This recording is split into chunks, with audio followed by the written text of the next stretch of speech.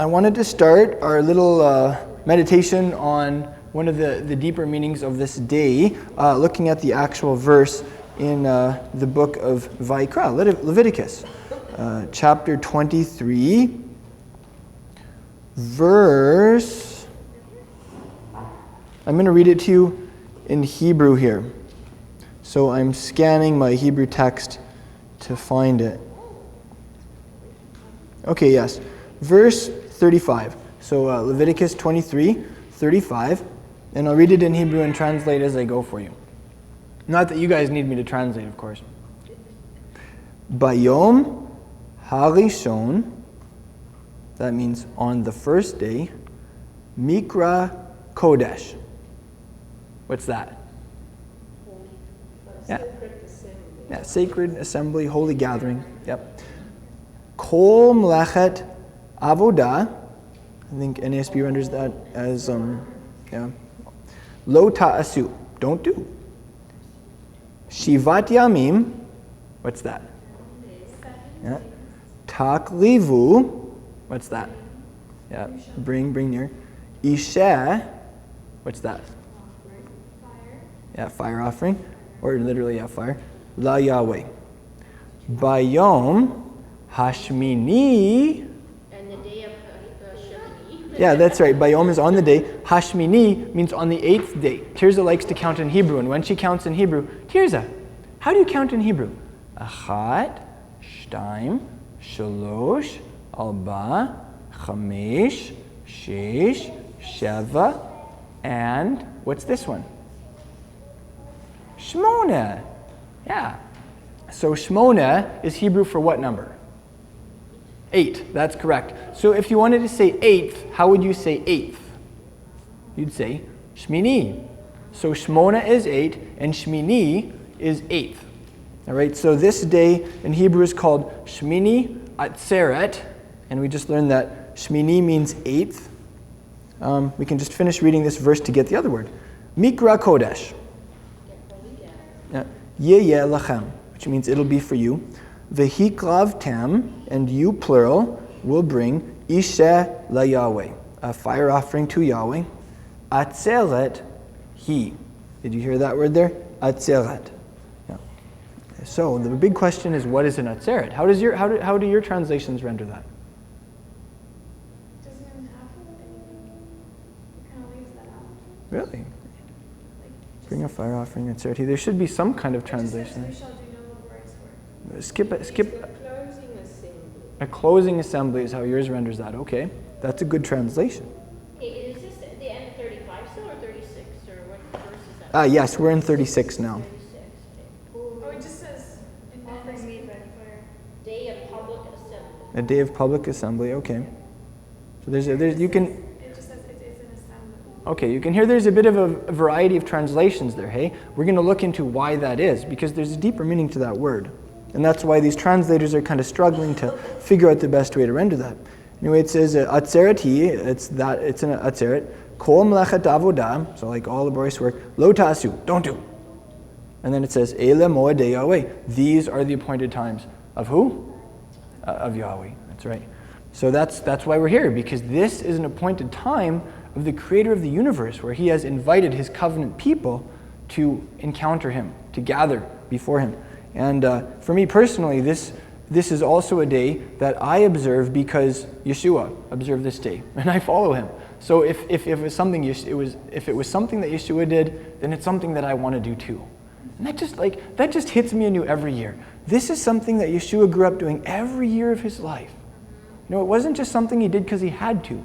It was something he did because he wanted to. It was something that he found so much meaning in. It's something that he loved to do. You know, the appointed times of his Father. This day of Shemini Atzeret. I just kind of wonder, what did Yeshua do on this day? What kind of things did he think about? What kind of scriptures did he meditate on? What kind of conversations did he have with his Father? There's so much meaning to it when you begin to look at it through the eyes of the Master. So I'm hoping that we can look at one theme like that. Yeah. Totally. Just imagine Yeshua waving the lulav before the Father. Yeah. It's something he did, and singing the Hallel. Is that a tradition, the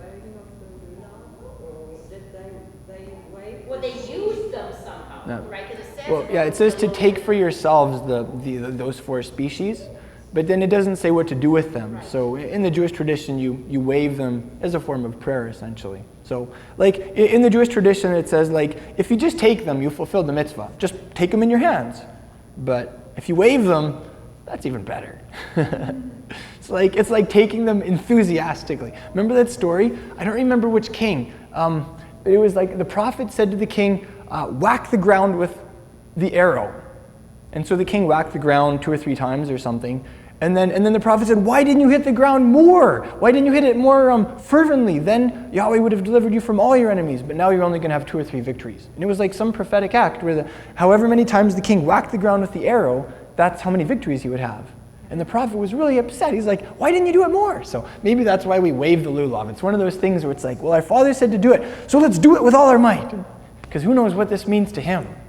I don't know. Maybe it's like that. Just one, earlier when it says the Holy Assembly, what was the word used for assembly there? Mikra. Mikra. Yeah, I would transliterate that like M-I-K-R-A probably. So that's different than Atzeret. Yeah. Yeah, that's right. That's different than Atzeret. The root of mikra, it's the verb kara, and it means to cry out. Kara, to cry out. And it's sometimes used in the sense of crying out and inviting someone to something. Like a town crier saying, there's going to be a meeting, kind of thing. It's also used in the sense of prayer. When it says the patriarchs called on the name of Yahweh, that's likro, to cry out in the name of Yahweh. So it means prayer. It's also the word for reading. Likro means to read. That's like the Karaite sect of Judaism literally means the readers, right? Because they just say, let's just read the Bible and just do the Bible. That kind of idea. Eh? And then likro, the 4th thing it means is to preach. Because when you preach, you're crying out. So it's one of those little verbal roots that turns up all over the place with different nuances, but it gives us a really good idea of what to do when Yahweh says, have a mikra. It's like those are some things you do. You let people know about it and you invite them, you pray, you read, you preach. And that's kind of cool because it's just in our DNA as the people of Elohim. Like what do we do when we gather? We pray, we read His Word, and we preach. So isn't that cool? Like it's in our DNA. Yeah. So I have an illustration for you to help us start thinking about the meaning of these 2 words, Shemini and Atzeret. Here's the first one. This is an illustration from the musical world, and I'm going to use my iPhone to help us understand it. How many of you play piano or had some piano lessons at some point in your life? Okay, well, let's say that we are going to play a scale starting with A. What's the next note going to be? So A, B. Well, maybe we should, you know what, let's start, you're smart. Let's just start with a C scale just to make it really, really easy. How about that? Oh, actually, let's just use the white notes and start from A, okay? Starting with just the white notes, let's just look at what notes we would play. A, B, C, D, E, F, G, H, H, H, A? It doesn't go to H? The scale starts over again? So the eighth note, the Shemini note, starts over again? Hi, Terza. Actually, you want to go sit with Ima right now, Precious? Yes, you'll go sit with Ima right now. Thank you. Okay, so that's my first illustration. And this is something from the musical world, but this is something that the Creator embedded in music. In music, you start with a note and you play 7 notes and then it starts over again. Now, can you think of any other areas of creation where you have 7 of something and then on the Shemini, the 8th, it starts over again? The week, yeah. That one's like very deeply embedded in our psyches. First day of the week to the 7th day of the week and then you start over again. Okay, so hold that in your mind.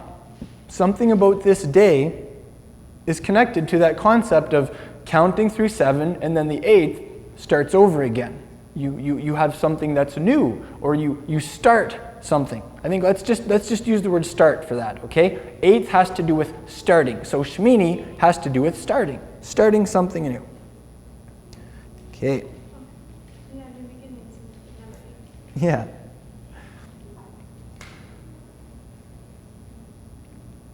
Okay, now I'm going to show you a picture of something that will help us understand what Atzeret means.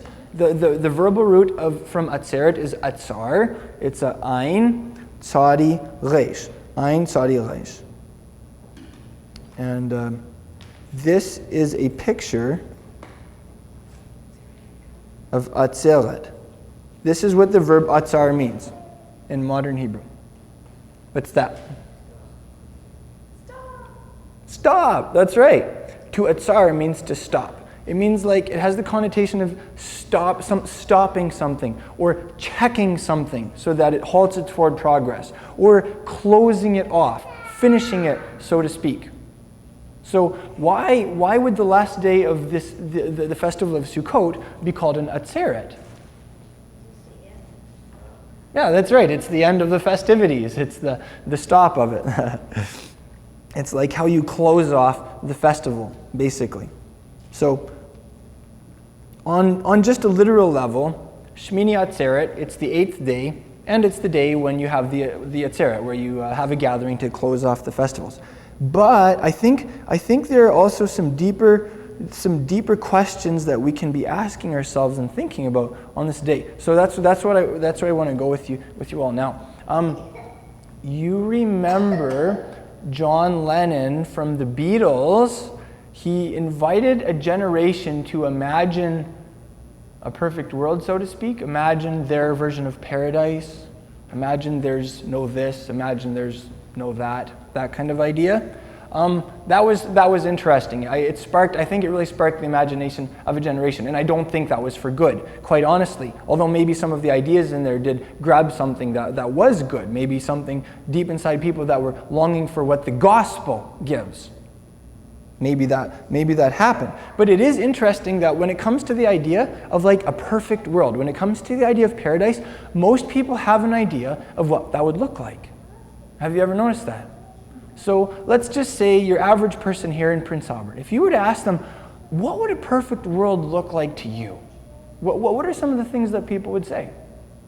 Just Peace would be the first thing they'd say. Peace. No wars. Yeah, no wars. World peace, for sure. Yeah, and children not being, like no abuse, or like they always think of the children. Yeah, children not being Harm to the children, abused. yeah. Absolutely. People not being abused. Yeah, no hunger. Poverty.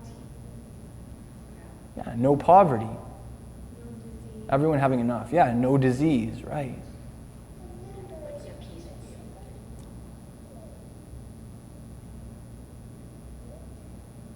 be What are some other things that we would see in a perfect world? People would love each other, or be at peace. People loving each other, yeah. crime. Hmm? No crime. No crime. Probably sunshine, because you think about a perfect world, not rain or gray days or Sunshine. No snow. No snow. I agree. Sunshine and t-shirt weather. California.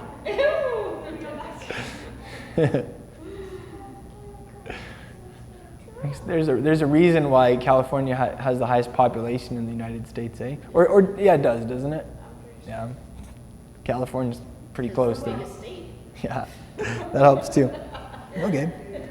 But isn't that interesting? Like, these aren't things that we believe as, not things that only we believe as believers. These are things that most people would agree with us on. This is what a perfect world would look like. If there was only good and there was no bad, this is what a perfect world would look like. Almost everyone agrees on these things, and except for maybe a very small handful of people that have been educated beyond their intelligence, and they've like logicized themselves right out of just like a common sense understanding of good and bad. Maybe there's some people who would be like, oh, wars are good. And maybe they have some logical train of thought whereby they could supposedly prove that, eh? But I mean, most people on the planet would agree on these things. Now, this is interesting because it very sharply clashes with what most people believe about another big question. if you like look at pretty much any religion or philosophy or ideology, most of them try and answer 5 basic questions. Where did we as the human race come from? Why are we here? What's good and bad? Where are we going? And how are we going to get there? If you look at almost every world religion and philosophy, etc., almost all of them have answers to these questions. And some of them are quite deficient, obviously. If you were just going to line up, let's say, ideologies like Buddhism and Hinduism and Islam and materialism and evolution, and just say, where did we as the human race come from? All of these things has something of an answer to offer, right? Now, there was one philosopher, Friedrich Nietzsche. I'm sure you've all heard his name at the very least, a German philosopher pre-World War II. And he taught basically, he believed in the theory of evolution, and he basically believed that the big eat the small, and the law of the jungle kind of concept, might makes right, and basically, the superior beings are ultimately going to annihilate the lesser beings, those kinds of ideas, hey? And Nietzsche taught that we as the human race we came from nothing and we're going to nothing. And this brief period of whatever degree of consciousness we have is just this brief period where we get to think about our nothingness. That was Nietzsche's philosophy. And you know what? If people believe the theory of evolution, and a lot of people in the Western world do, that's basically what they believe. They believe what Friedrich Nietzsche taught. We came from who knows where, just from nothing, and we're going to nothing, and in the meantime we have this little span of time to think about our nothingness.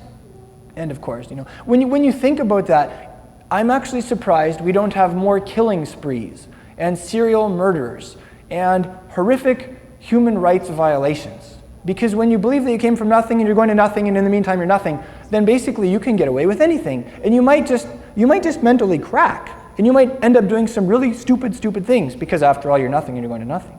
Do you hear that thought? But here's the thing. A lot of people who supposedly believe that they came from nothing and they're going to nothing and they're nothing, they also can imagine a perfect world. They also believe there is such a thing as good and bad. And they get mad at the big fella, at the guy upstairs, when bad things happen. Not that they believe that there is such a guy, not that they believe there is a definition of good and bad because we came from nothing and we're going to nothing, but they'll still get mad at him when things don't happen the way they think they should, when bad things happen.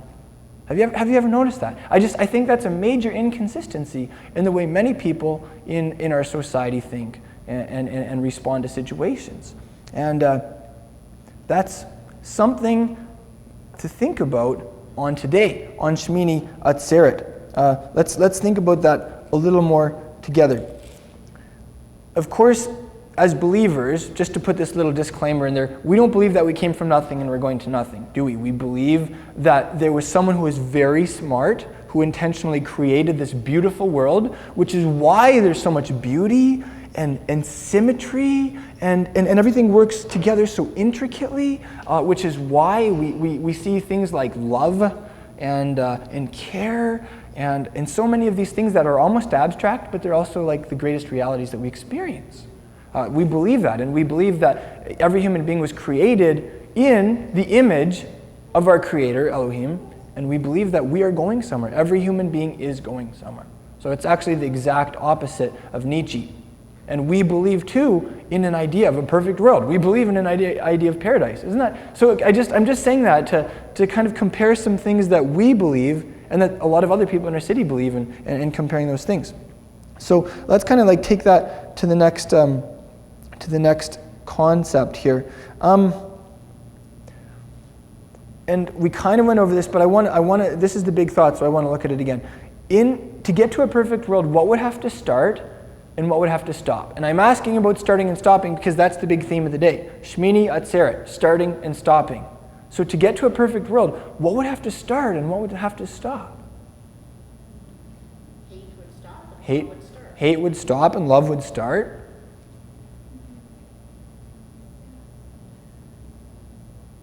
Sin would stop and perfection would start. Yeah, sin would stop, perfection would start. Evil would stop and good would start. Yeah, evil would stop and good would start. Yeah, war would stop and peace would start. I mean, it's like, it's very simple, really, isn't it? And yet these are like the big things that determine the quality of life for most people in the world. And there have been many, many, many people over the generations who have asked the question of, how do we get there? How do we see some of these things stop, and how do we see some of these other things start, so that we can maybe like experience a perfect world to some degree, or see something a little closer to paradise than what we're living in? Okay, so that's my first big question for you. Like, what would a perfect world look like? So hopefully that kind of gives us some thought there. Now, the second big question is, how do we get there? Because, for many people they would say paradise, that's a myth. A perfect world, that's a pipe dream. But it actually isn't. I personally believe that the reason we have this idea in our minds of a perfect world is because we were there once. I think deep in our psyche, as human beings, we realize we used to be something that we're not anymore. Somebody hacked the code of our DNA, so to speak, and made us into monsters. But we weren't supposed to be that way. That's not the way we were once upon a time. I think a lot of people understand that. Like, the world used to be beautiful. The world used to be perfect. We did used to get along. We used to love each other. There used to be enough for everyone. And when you look at the natural world, it makes sense. But it's not that way anymore. What happened? And could we ever get back to that state? Is it possible? Again, a lot of people would say, there's no hope of that. That's crazy. But as disciples of Yeshua, and as people who have read his book and have read his descriptions of the future, we actually believe some stuff about that. And that's something that we're thinking about today. So I have a story to tell you along those lines, the second question that we're thinking about. How could we get there? How would we get there? How will we get there? And it's a story from the Torah, from the time when the people of Israel had escaped slavery in Egypt under the leadership of Moses and with the help, of course, of the Elohim of Israel.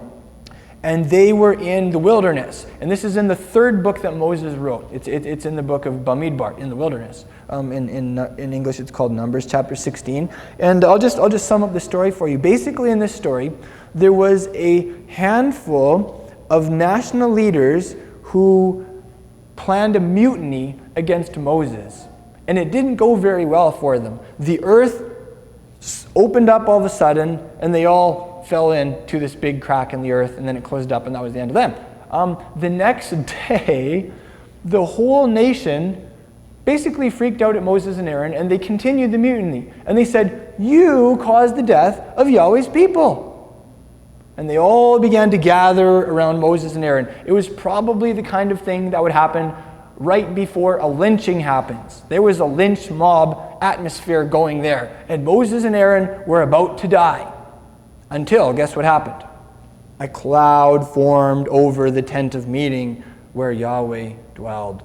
And his glory appeared. And all of a sudden, maybe the grumbling quieted down a little bit. Maybe a hush started to fall over the crowd. Maybe everyone looked over and they realized, uh-oh.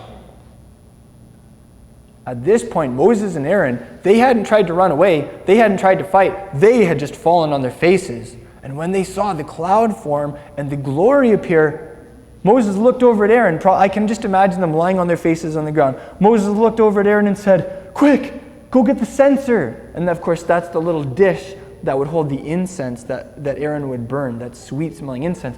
"Go get the censer, run to the altar, get some fire from the altar on there, and burn some incense, and get in that crowd fast." And so Aaron, he jumped up and he ran and he grabbed the censer. And before he had even finished that, a wave had begun to sweep through the crowd, and people were dying.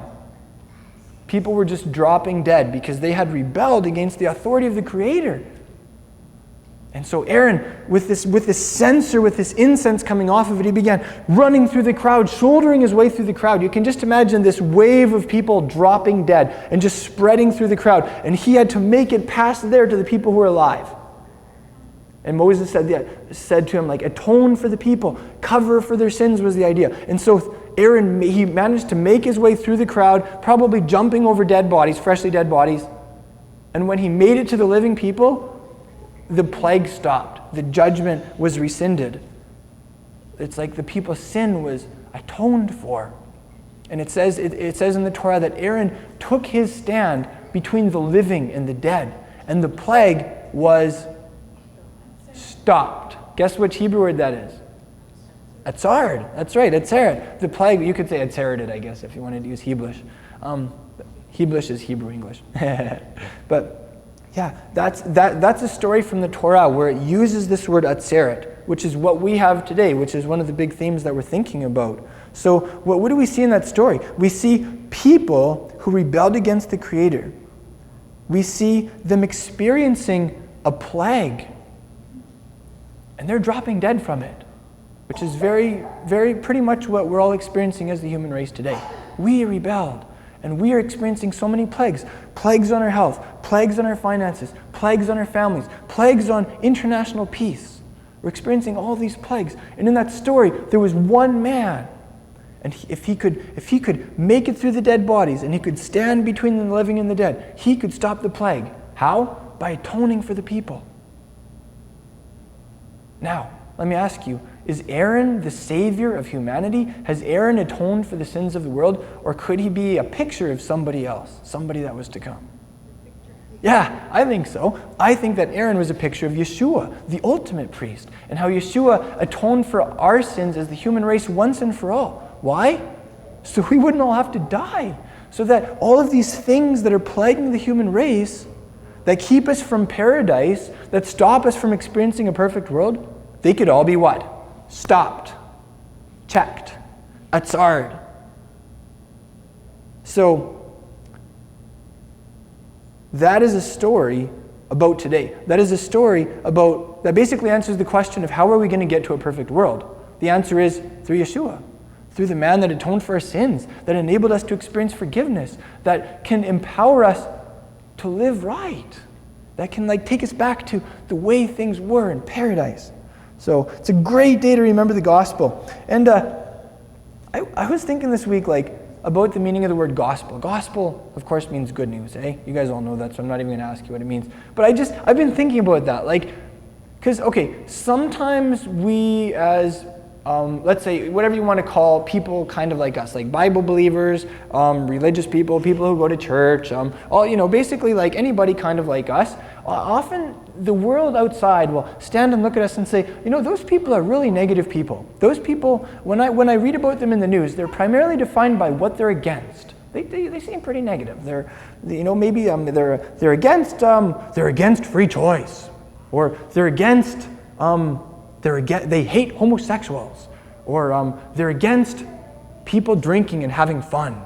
Sometimes people in the world look at church people, and that's kind of the conclusions they draw, which is sad because that's obviously not always the case. It's usually not the case.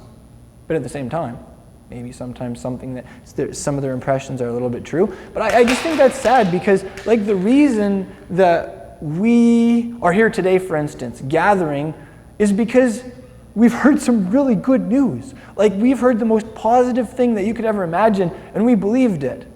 And we have this hope. We have this hope that we can be forgiven. We have this hope that we are headed for a perfect world. We have this hope that, the most loving man that you could ever imagine, even though he was killed brutally, in horrible human rights violation, of course, he made a comeback from the dead. And he's coming back to right the wrongs in this world and to restore us to paradise.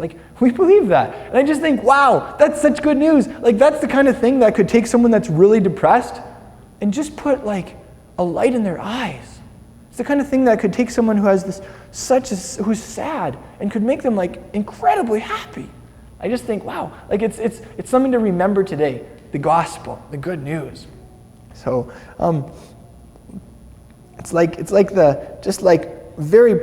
a very practical level. That's where we're going as a human race. And Yeshua is going to take us there, and anybody who wants to go there with him can go there with him. So cool. If somebody wants to say no to Yeshua and say, I'll just kind of do things my own way, I don't need your help, that's going to be their decision. And Yeshua says basically they're going to miss out on his perfect world. They're not going to be with him in paradise. And that saddens me. I really hope that everyone in our city will hear this incredible news, this beautiful hope that we have.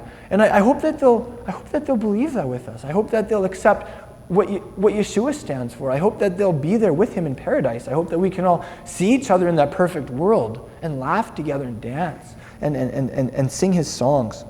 Yeah. This is something that we as believers in Yeshua have believed for a long time. In the first couple of centuries of the Yeshua movement, they believed that there would be about 6,000 years of human history, and then the Messiah would come. And he would usher in this kingdom of God on planet Earth. He would restore everyone to paradise, basically, in the 7,000 year reign. Guess what? If you read like world history and where we're at, that's not too far away. Yeah. We're in that zone. So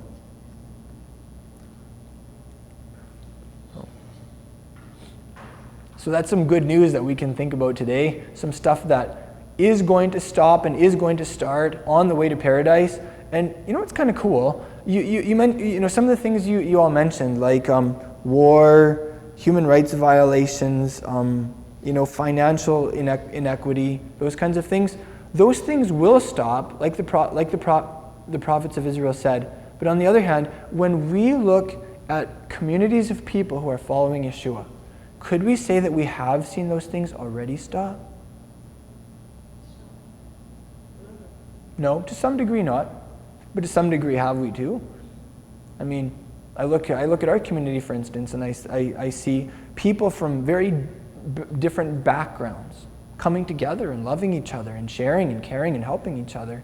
And quite frankly, I think I see a little snapshot of a perfect world, like in our community. I think I see this little, maybe like a foreglimmering of what paradise is going to look like.